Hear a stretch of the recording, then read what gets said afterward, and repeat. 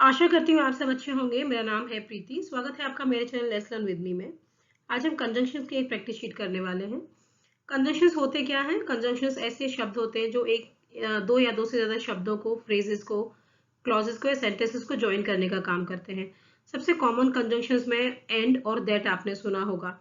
इसके अलावा बहुत सारे वर्ड्स होते हैं जो कि कंजंक्शंस का काम करते हैं, जैसे कि आपका नॉट ओनली बट ऑल्सो हो गया, इधर और हो गया, नीदर नॉर हो गया, एज इफ हो गया, इफ हो गया, अनटिल हो गया, अनलेस हो गया, बिफोर हो गया, आफ्टर हो गया। बहुत सारे वर्ड्स हैं जो कंजंक्शंस हैं। ठीक है, तो देखिए हमें करना क्या है आज। हमें इन सेंटेंसेस में एरर फाइंड आउट करना है। ऑब्वियस है, कंजंक्शन की बात करें तो कंजंक्शन का ही एरर फाइंड आउट करना होगा। ठीक है, 20 क्वेश्चंस मैंने इस प्रैक्टिस शीट में लिए हैं, तो चलिए शुरू करते हैं। देखिए पहला सेंटेंस क्या है? There is a beautiful and old church in the centre of the town. यहाँ आप देखिए कंजंक्शन क्या है। कंजंक्शन यहाँ पे एंड है। अब देखिए यहाँ क्या हो रहा है। यहाँ पे एक चर्च है जो कि एक नाउन है। यहाँ नाउन को मॉडिफाई करने का काम किया जा रहा है। नाउन को मॉडिफाई कर रहा है ओल्ड शब्द और ब्यूटीफुल वर्ड। ठीक है, अब देखिए ब्यूटीफुल और ओल्ड ये दोनों ही अलग काइंड ऑफ एडजेक्टिव्स हैं जो मॉडिफाई करने का काम कर रहे हैं। जब दो अलग एडजेक्टिव से आप किसी नाउन को मॉडिफाई करते हैं या प्रोनाउन को मॉडिफाई करते हैं तो एंड का यूज नहीं करते हैं। ठीक है, तो सेंटेंस क्या होना चाहिए? There is a beautiful old church in the centre of the town. हालांकि एडजेक्टिव जब एक से ज्यादा होता है तो उसका ऑर्डर फॉलो किया जाता है। ठीक है, तो चलिए there is a beautiful old church in the centre of the town हमारा करेक्ट सेंटेंस हो जाएगा। एरर हमारा सेकंड पार्ट में हो गया। क्वेश्चन नंबर 2 है आई was treated if I were an old friend. देखिए यहाँ पे अब कंजंक्शन क्या है? इफ है कंजंक्शन। यहाँ पे सेंटेंस ये कह रहा है कि मुझे इस तरीके से ट्रीट किया गया था जैसे कि मैं उनका पुराना फ्रेंड था। ठीक है, अब इस केस में I was treated as if actually correct है, इफ नहीं है, एज इफ, जैसे कि I were an old friend. ठीक है, देखिए इफ जो आता है ना एज इफ के बाद हम जब हम कंडीशनल सिचुएशन, इमेजिनरी सिचुएशन का इस्तेमाल करते हैं तो हमेशा वर आता है इसके साथ। आई वर हमेशा आता है, याद रखिएगा। क्वेश्चन नंबर 3 पे आते हैं। I will go with you as soon as I don't have to sing या नो एरर। यहाँ पे जो कंजंक्शन है वो एज सून एज है। एज सून एज का मतलब होता है जैसे ही। ठीक है, एज जैसे ही। देखिए सेंटेंस ये कह रहा है आई विल गो विद यू, मैं तुम्हारे साथ चलूंगा बशर्ते कि मुझे गाना ना गाना पड़े। ठीक है, तो एज सून एज तो मतलब होता है कि जैसे ही। तो इसकी जगह एज सून एज जो है वो इनकरेक्ट है। इसकी जगह आना चाहिए as long as. As long as का मतलब होता है बशर्ते ही। शर्त यह है कि मुझे गाना ना गाना पड़े। ठीक है, तो एज लॉन्ग एज आएगा। सेंटेंस होगा I will go with you as long as I don't have to सिंग।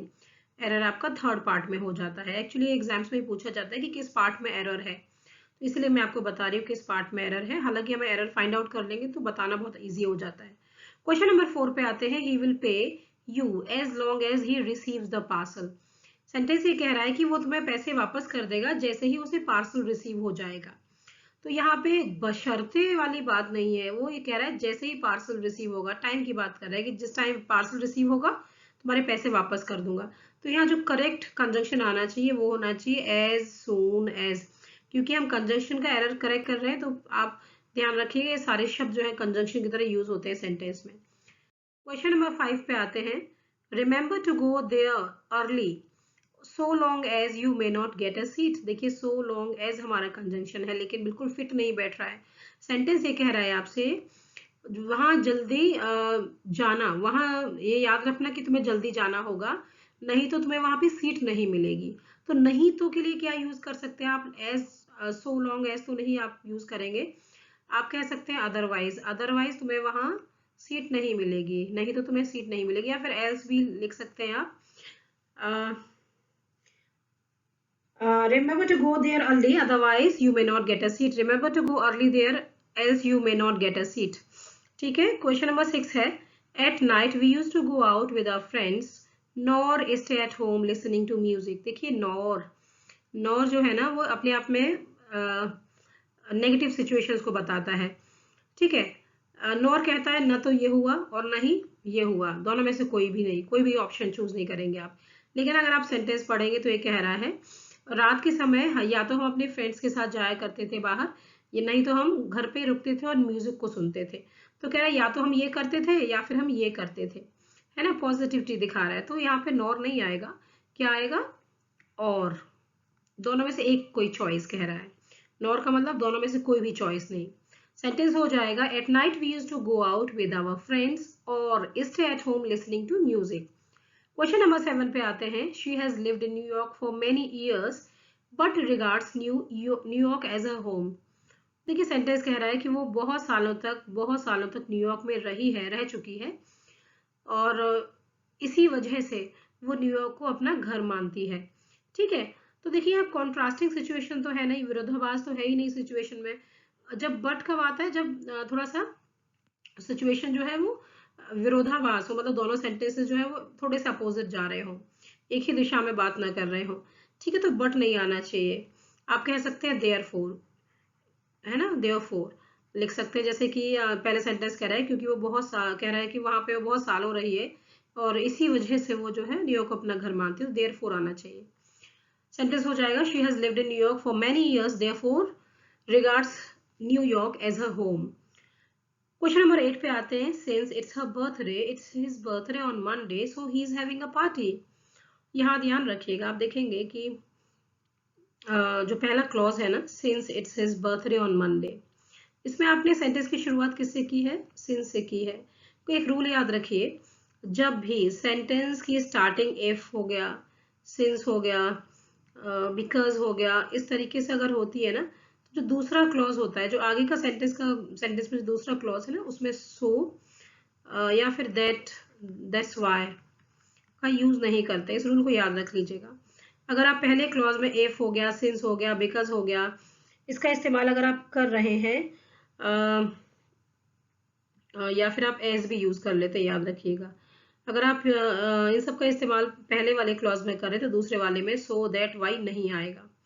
ठीक है, तो आपने यहाँ क्या किया, हमने देखा कि स्टार्टिंग जो है पहले क्लॉज में सिंस से हो रही है, जहां दूसरा क्लॉज यहाँ से शुरू हुआ है so he is having a party, so का यूज कर लिया, तो सो का यूज होगा ही नहीं, ये रूल याद रखिएगा। सेंटेंस हो जाएगा, since it's his birthday on Monday he is having a party. Right, याद रखिएगा, अच्छा सवाल है, अच्छा रूल है। नेक्स्ट क्वेश्चन क्या है, 9th one, if you are a naughty boy so the big crocodile will come and eat you. देखिए सो भी कंजंक्शन होता है। अभी मैंने रूल बताया आपको, इफ से सेंटेंस शुरू हुआ, पहले क्लॉज में इफ आ रहा है तो दूसरे क्लॉज में सो नहीं आएगा। अभी आपको रूल बताया है, एज, सिंस, इफ, बिकॉज। अगर पहले क्लॉज में ये इन शब्दों से शुरुआत हुई है, अगर जो दूसरा क्लॉज है उसमें क्या नहीं आएगा, सो नहीं आएगा। ठीक है, या फिर दैट्स वाई भी नहीं आएगा, याद रखिएगा। सेंटेंस हो जाएगा, if you are a naughty boy the big crocodile will come and eat you. Question number 10 पे आते हैं, his English is so poor so his beloved has to translate everything. His English is so दो बार कैसे आएगा, देखिए, so dash that, so that, so dash dash that भी होता है, सो दैट भी यूज होता है कंजंक्शन की तरह। सो की पेयरिंग दैट के साथ होती है, तो दूसरा वाला जो सो है ना, इस जगह दैट आना चाहिए। सेंटेंस पढ़िए, his English is so poor that his beloved has to translate everything. ठीक है ना, तो आपका सो दैट भी एक कंजंक्शन होता है। क्वेश्चन नंबर 11 पे आते हैं, he had not taken any warm clothes with him so that he felt cold. अब सेंटेंस अगर आप पढ़ेंगे तो सो दैट तो ठीक है, पेयरिंग होती है, लेकिन सो भी अलग सेपरेटली यूज होता है, ऐसा नहीं कि दैट के साथ ही यूज होगा हमेशा। he had not taken any warm clothes, उसने बिल्कुल भी कोई गर्म कपड़े नहीं लिए, अपने साथ नहीं लिए थे अपने साथ, इसलिए उसे ठंड लगी। दैट का कोई काम नहीं है, सो ही फेल्ट कोल्ड, आप दैट हटा देंगे, सो यूज होगा सिर्फ, इसलिए उसे ठंड लगी। We looked, क्वेश्चन नंबर 12 है, we took our umbrellas so we would not get wet। देखिए so that का मतलब क्या होता है, पहले ये समझ लीजिए।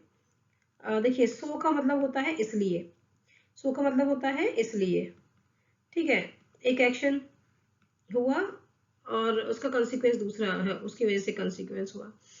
so that का मतलब होता है ताकि।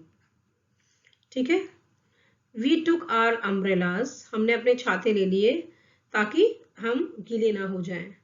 ठीक है, तो सो के साथ क्या आएगा, सो के साथ यहाँ दैट आना चाहिए, so that we would not get wet, right. चलिए नेक्स्ट क्वेश्चन, क्वेश्चन नंबर 13 है, I shall either go home to Muzaffarpur और my family will come to Patna. यहाँ पे हमारा जो कंजंक्शन है वो क्या है, ईदर और, ईदर डैश डैश और। ठीक है, अब देखिए जो ईदर और होता है ना वो क्या काम करता है, वो एक्चुअली यहाँ पे अगर आप देखेंगे पूरा सेंटेंस तो ये क्लॉजेज है, दो क्लॉज है यहाँ पे, क्लॉजेज को ज्वाइन करने का काम करता है। ठीक है, तो क्या करेगा, क्लॉज है I shall go home to Muzaffarpur, एक क्लॉज ये है, दूसरा है my family will come to Patna. तो ये तो बिल्कुल ठीक अपनी जगह है, लेकिन जो इधर है ना इसको बिगिनिंग में आना चाहिए, इसको इधर आ जाना चाहिए, है ना, यहाँ पे आ जाना चाहिए, क्योंकि आप दो क्लॉजेस को ज्वाइन करने का काम कर रहे हैं। सेंटेंस क्या हो जाएगा, either I shall go home to Muzaffarnagar और my family will come to Patna. दो चॉइस है, या तो मैं मुजफ्फरपुर चला जाऊं, ठीक है, अपने घर, या फिर मेरी फैमिली जो है वो पटना आ जाए, राइट। तो बस ये छोटा सा चेंज है इसमें। क्वेश्चन नंबर 14 पे आते हैं, inside the examination room we could neither smoke or talk. आप देखेंगे नीदर के साथ और लगा हुआ है, लेकिन ये गलत है, नीदर का पेयरिंग किसके साथ होता है, नीदर नॉर। नीदर नॉर का मतलब होता है ना तो ये और ना ही ये। ठीक है, जो दो चॉइस दी है, ना तो आप पहली वाली चॉइस आपने ली, ना ही दूसरी ली, दोनों में से कोई भी नहीं बेसिकली। तो नीदर जो होता है उसका पेयर हमेशा नॉर के साथ होता है, तो और तो आएगा ही नहीं, यहाँ पे नॉर आएगा। कहने का मतलब है एग्जामिनेशन रूम के अंदर ना तो हम स्मोक कर सकते हैं, ना ही हम बात कर सकते हैं। क्वेश्चन नंबर 15 पे आते हैं, two of the biggest firms are Apple and IBM which both are in the computer business. देखिए हेल्पिंग वर्ब जो होती है ना वो इसके विच आर, हेल्पिंग वर्ब क्या है, आर है, विच आर, यहाँ ये करेक्शन है सेंटेंस में, और कोई करेक्शन नहीं है। सेंटेंस है, two of the biggest firms are Apple and IBM which are both in the computer business. Question number 16 पे आइए, no sooner had we arrived when it began to rain.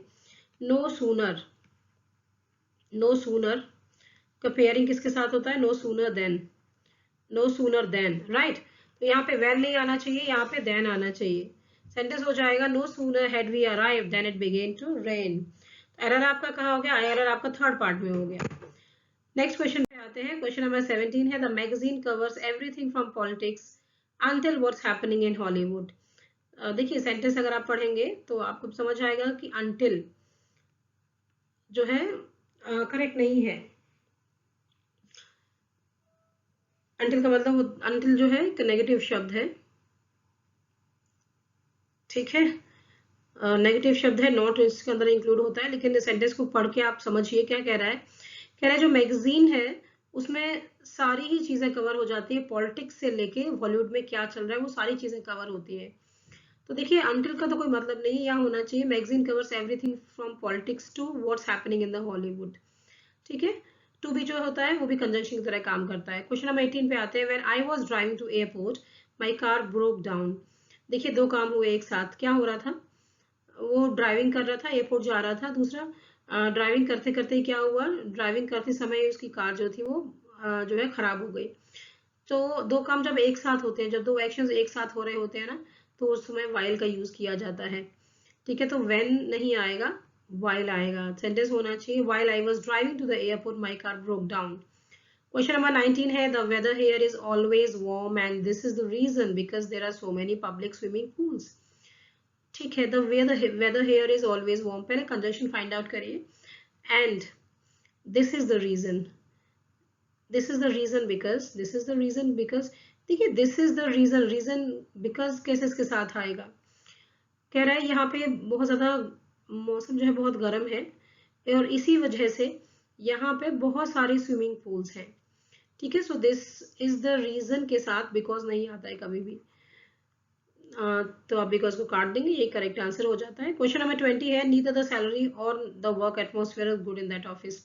कह रहे हैं ना तो सैलरी वहाँ अच्छी थी और ना ही जो वर्किंग एटमॉस्फेयर था वो अच्छा था। नीदर जो होता है उसकी पेयरिंग किसके साथ होती है, नीदर की पेयरिंग जो होती है वो नॉर के साथ होती है। ना तो ये अच्छा था और ना ही ये अच्छा था। ठीक है, दोनों में से कुछ भी अच्छा नहीं था, तो और नहीं आएगा, और की जगह क्या आएगा, नॉर आएगा। सेंटेंस हो जाएगा, neither the salary nor the work atmosphere was good in that office. इसके साथ ही 20 क्वेश्चन यहाँ खत्म हो जाते हैं। अगर आपको वर्कशीट पसंद आई हो, लाइक शेयर सब्सक्राइब करिएगा। बहुत सारा कंटेंट मैंने अवेलेबल कराया है, प्लीज़ वहाँ से चेकआउट करिए और पढ़िए वहाँ से। चलिए, आप कमेंट में भी बता सकते हैं कि आपने कितना स्कोर किया। आप कमेंट में ये भी बता सकते हैं कि आपको कुछ किसी स्पेसिफिक टॉपिक पे कंटेंट चाहिए था, मुझे ड्रॉप कर दीजिएगा message. Thank you very much, have a good day and bye.